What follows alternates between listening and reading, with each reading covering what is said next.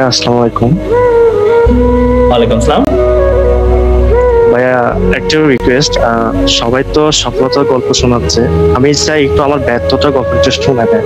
যদি আপনি অনুমতি দিতেন আমি বলতে পারতাম। আচ্ছা, ঠিক আছে, বল। হ্যাঁ, আমি নটরডেমের স্টুডেন্ট।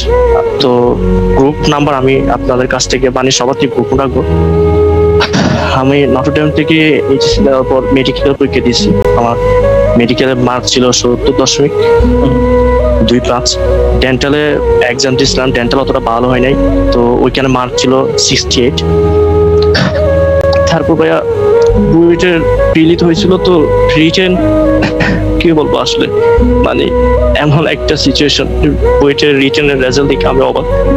ওয়েটিং লিস্টে আছে, আসবে না, সিরিয়াল অনেক দূরে। আজকে ডিউটি দিল, হয়তো সিট আসবে ভাইয়া 4000-এর উপরে সিরিয়াল নাম্বার। তো আমি জানি না আসলে আমি আমার রেজাল্টটা কখনো অ্যাকসেপ্ট করি নাই, কারণ আমি ফার্স্ট ইয়ার থেকে সবসময় বলতে মানে নটরডেমে যে পরিবেশ থাকতো ওই পরিবেশে বড় হয়েছি আমরা। সবসময় কোয়েশ্চেন ব্যাংক সলভ বলেন, এডমিশনের প্রিপারেশন বলেন, সবকিছু থাকতো মাইন্ডসেটে। কিন্তু আমি জুনিয়রদের উদ্দেশ্যে একটা কথা বলতে চাই, আমি সবকিছু গোপন রেখে আসছি। একটা কথা বলবো ভাইয়া, কখনো রিলেশন করিও না। আমার লাইফের আজকে এই স্টেজ আসছে একমাত্র রিলেশনের জন্য।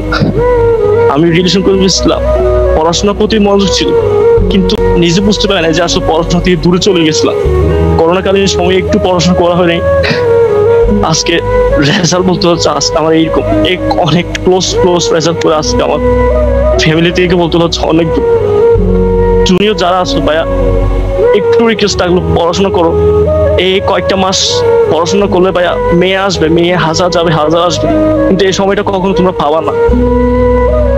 লাইফে চেষ্টা করবা, সর্বোচ্চ চেষ্টা করবা এই সময়টা কাজে লাগানোর জন্য। আমি জুনিয়রদের উদ্দেশ্যে এটা বলবো, 22 হোক 23 হোক, সবার ছোট ভাইদের জন্য কতটা আমি বলবো, তোমরা চেষ্টা করবা, সর্বোচ্চ চেষ্টা করবা যেন পড়াশোনা এবং মা বাবার কষ্টটা দিকে থাকানোর জন্য। আমি কক্সবাজারের সন্তান ছিলাম, আমি কক্সবাজার থেকে নটরডেমে চান্স পেয়েছিলাম, অনেক গ্রামের স্টুডেন্ট ছিলাম আমি, কিন্তু আসলে বুঝি না যে আসলে এরকম যে একটা কালো জগতে যে ফাঁদি দিও আমি আসলে কখনো কল্পনা করিনি। তো আসলে আমি জানি না আমার কপালে কি আছে। আমি হয়তো আমার দাবিতে হয়তো সিট আসবে, আমি জানি হয়তো একটা সিট পাবো, কিন্তু যে আশা ছিল যে ছোট থেকে বড় একটা যে স্বপ্ন নিয়ে বড় ছিল, ওইটা কখনো আমার হয়তো বা পূরণ হবে না। হয়তো বা জনের উদ্দেশ্যে এই কথাটাই আমি বলবো যে রিলেশনটা কখনো করিও না, পড়াশোনাটা ঠিক মতো করিও, বা আমার কষ্ট দিয়ে তাকাও ভাইয়া। কয়েকটা মাস কষ্ট করলে তোমার সারাটা জীবন সফলতার মতো ফুল দিতে থাকবে।